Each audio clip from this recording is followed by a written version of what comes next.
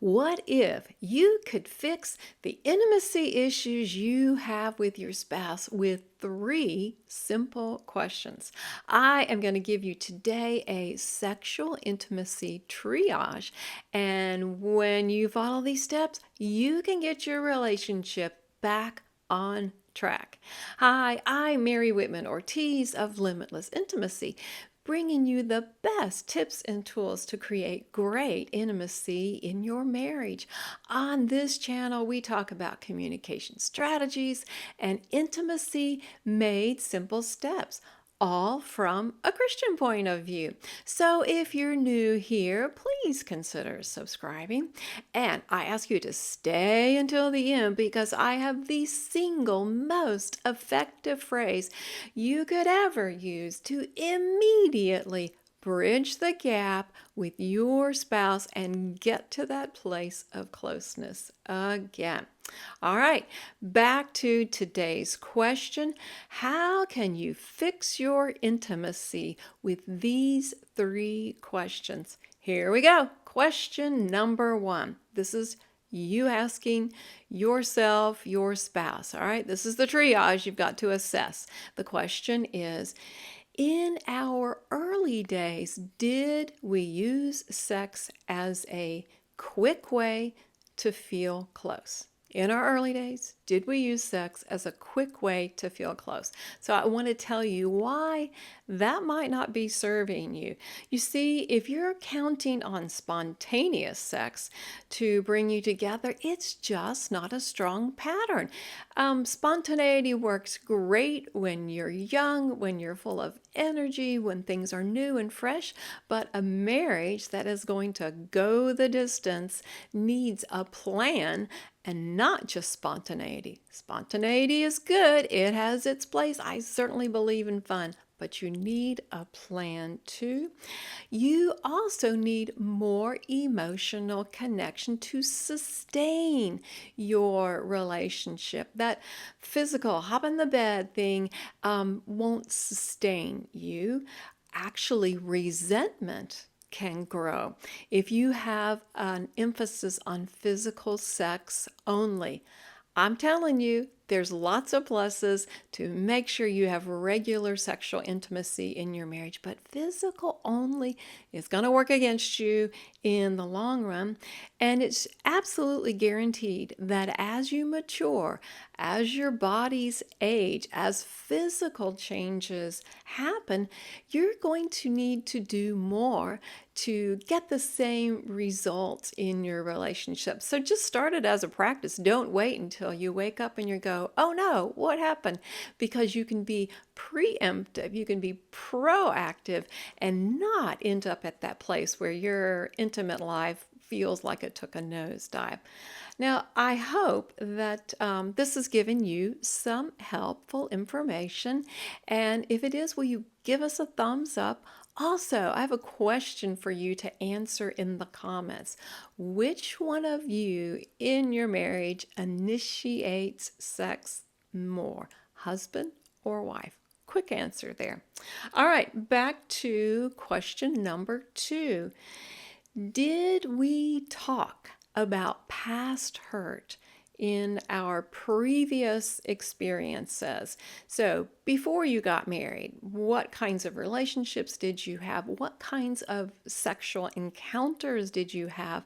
I truly say that it's not if, but when there was some kind of sexual interaction that went wrong. And if you've never talked about it, hey, it could have resurfaced. It could be finally rearing its head, and it's urgent for you to have some of those conversations. If there's old wounds that they haven't been addressed, it's just guaranteed there's going to be a misunderstanding between you because you have different emotions connected to your shared time together. So it's going to be really important to figure out, oh, is there something else in our relationship? Yeah, that is impacting us that maybe we did not plan for. Maybe we were just unaware of how impactful it was.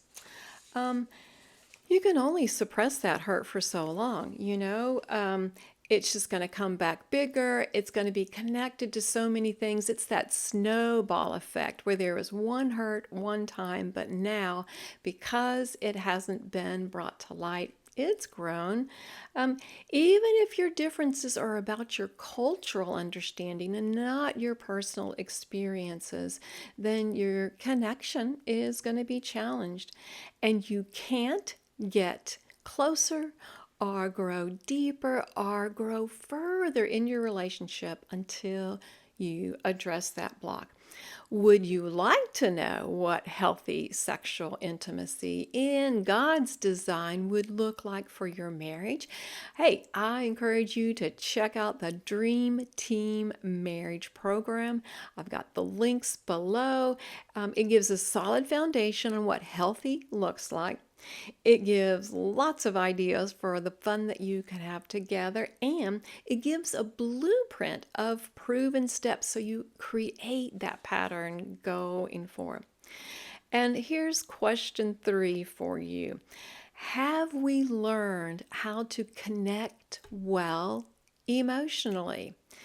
It takes a lot of vulnerability to open up and trust someone. Just because you're married doesn't mean it's automatic or a given that trust is there, especially if you skipped that part of the foundation of your relationship.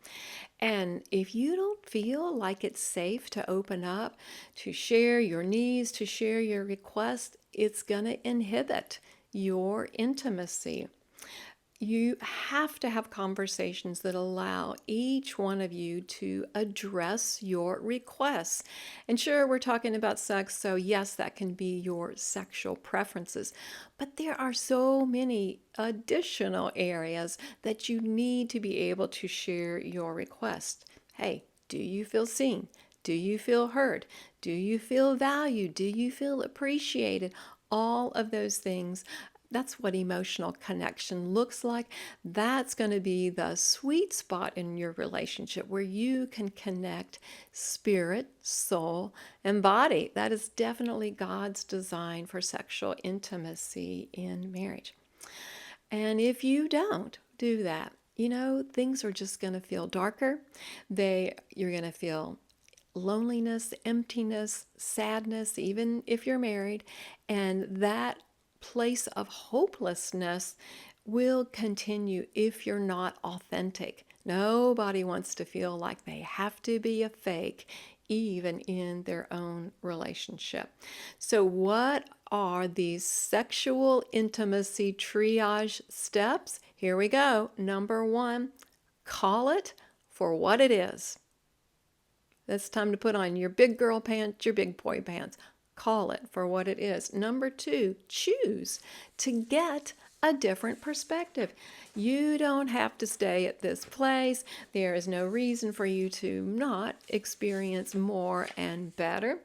Number 3, commit to one another to get through this. Hey, this will be another level of closeness to bring you and that sweet place of your bond. All right, you waited until the end, and I have for you the single most effective phrase that you can do to immediately bridge the gap and grow closeness in your relationship. Are you ready?